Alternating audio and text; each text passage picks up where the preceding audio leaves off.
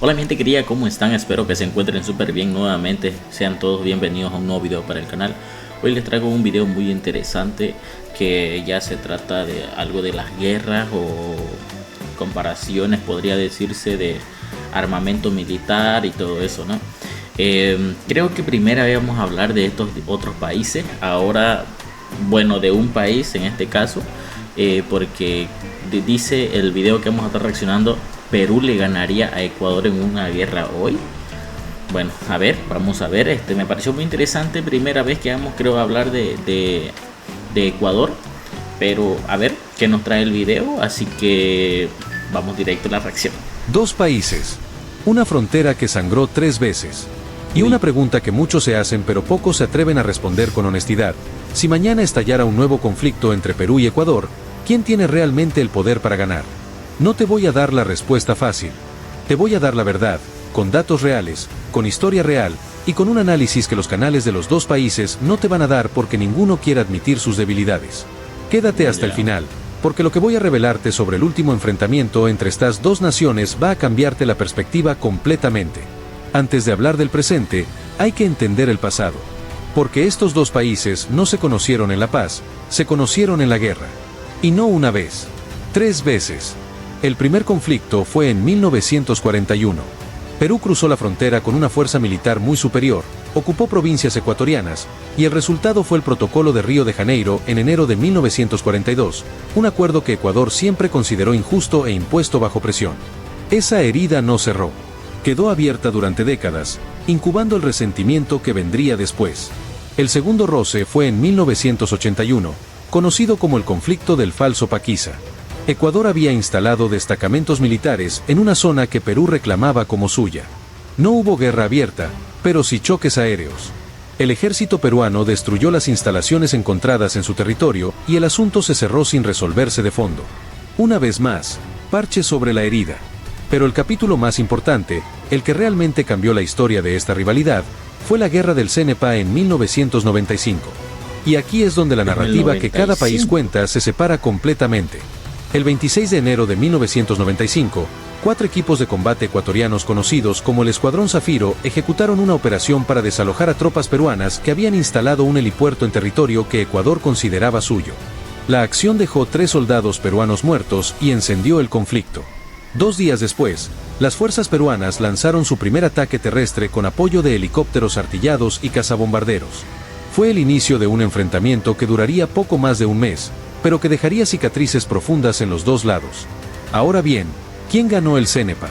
Esta es la pregunta más debatida en los foros militares de toda Latinoamérica. Y la respuesta honesta es: depende de qué estás midiendo. Ecuador logró algo que muy pocos esperaban: resistir y no ceder el terreno en Tiwinza, que se convirtió en el símbolo de esa resistencia.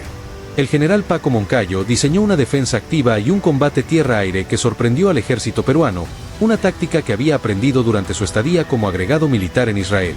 Ecuador aplicó ese conocimiento en la selva amazónica con una precisión que nadie vio venir. Perú, por su parte, imposibilitado de desalojar los destacamentos ecuatorianos pese a su mayor poder de fuego, anunció el cese unilateral al fuego a través del presidente Fujimori, no sin antes realizar el falso anuncio de que sus fuerzas habían tomado el destacamento ecuatoriano de Tiwinza, que para ese momento se había convertido en el símbolo más poderoso de la guerra. Tácitamente, Ecuador ganó la batalla del Cenepa. Estratégicamente, el conflicto terminó en tablas amargas, con la firma del Acta de Brasilia en 1998 que fijó definitivamente los límites. Paz firmada. Herida cerrada. Por ahora. Ahora viene la pregunta que todos quieren responder: en 2026, si esos fantasmas regresaran, ¿cuál de los dos ejércitos tiene la ventaja? Vamos por partes. Empecemos por tierra. Perú cuenta con aproximadamente 90.000 tropas activas y alrededor de 190.000 reservistas. Su columna blindada incluye cerca de 280 tanques soviéticos T-55 con cañón de 100 milímetros, más 110 tanques ligeros AMX-13 con cañón de 105 milímetros. Y hay un detalle que pocos canales mencionan: el ejército peruano modificó 24 de esos AMX para convertirlos en plataformas de lanzamiento de misiles antitanque Cornet, uno de los proyectiles más letales contra blindados que existe en el mercado actual. En artillería, cuenta con sistemas de origen chino, ruso y misiles monotubo Sturm que le dan capacidad de fuego indirecto considerable. Ecuador, por su parte, Tiene 167.910 efectivos activos y aproximadamente 185.000 reservistas.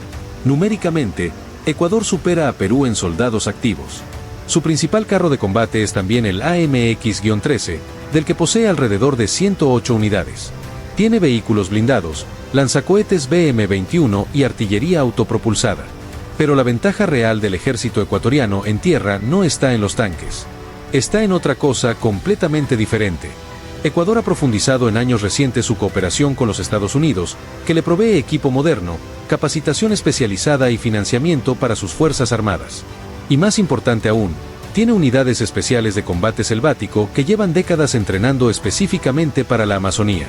Si algo demostró el CENEPA es que en la selva, la tecnología vale la mitad si no sabes moverte en ese terreno. Ecuador sabe moverse en ese terreno como nadie. En tierra, el enfrentamiento sería parejo y brutal. Cualquiera que te diga que uno aplasta al otro en tierra no conoce la geografía ni la historia de esta rivalidad. Ahora el aire. Aquí es donde Perú históricamente ha marcado la diferencia y donde la brecha es más evidente. La Fuerza Aérea del Perú tiene un historial aeronáutico de primer nivel en la región. Fue el primer país de Sudamérica en entrar a la era supersónica. Cuenta con aviones Mirage 2000, cazas soviéticos Su-22, bombarderos Su-25 y aviones de ataque Cessna A-37 Dragonfly. Sus helicópteros de combate Mi-25 y Mi-35, con 18 unidades en operación, están armados con misiles antitanque y representan una capacidad de ataque devastadora en terreno selvático. Y hay un elemento que cambia completamente el tablero estratégico. Perú opera el satélite de observación Perú SAT-1, el más moderno y potente de Latinoamérica. En términos militares, eso significa inteligencia en tiempo real sobre movimientos de tropas, posiciones enemigas y coordinación de ataques. Eso no es un detalle menor. Eso puede decidir una guerra antes de que el primer disparo sea efectuado.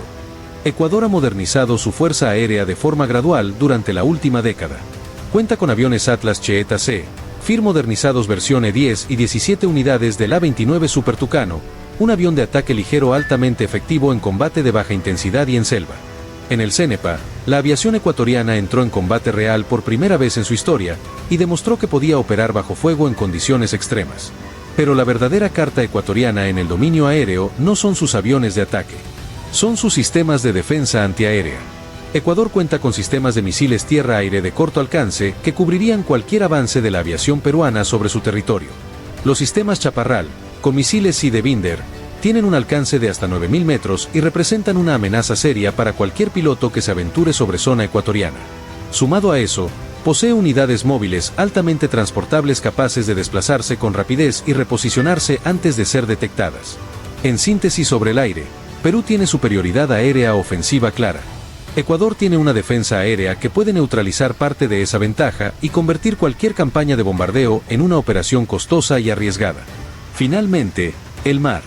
Y aquí el desequilibrio es el más marcado de los tres frentes. La Marina de Guerra del Perú es una de las más poderosas de toda Sudamérica. Posee 8 fragatas, 7 corbetas misileras, 6 submarinos de ataque y 3 buques de asalto anfibio. Está armada con misiles MBDA Exocet MM-40 Block 3, la versión más moderna y letal de ese proyectil, efectivos tanto contra buques como contra blancos costeros. Torpedos antisubmarinos, misiles aire-superficie de origen italiano y una infantería de marina de aproximadamente 6.000 efectivos con 48 vehículos blindados anfibios y aerodeslizadores capaces de operar tanto en ríos amazónicos como en costas del Pacífico. Esa versatilidad anfibio-fluvial es un activo estratégico enorme en un conflicto con Ecuador. Ecuador tiene 2 fragatas, 2 submarinos, 6 corbetas lanzamisiles y lanchas de combate. Menor en número, pero no irrelevante.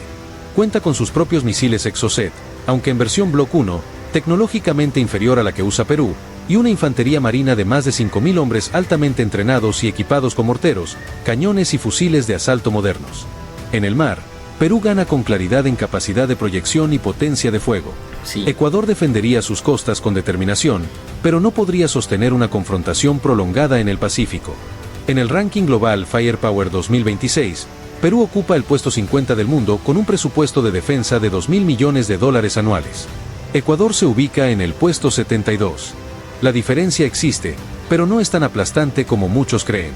Porque en una guerra real entre estos dos países, los números no lo dicen todo. Lo dice la geografía. Lo dice la motivación de los soldados. Lo dicen las alianzas regionales que entren en juego.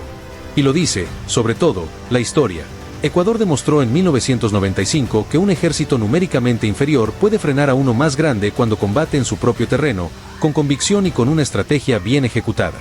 El problema de cualquier análisis sobre esta rivalidad es que ninguno de los dos países quiere admitir sus puntos débiles.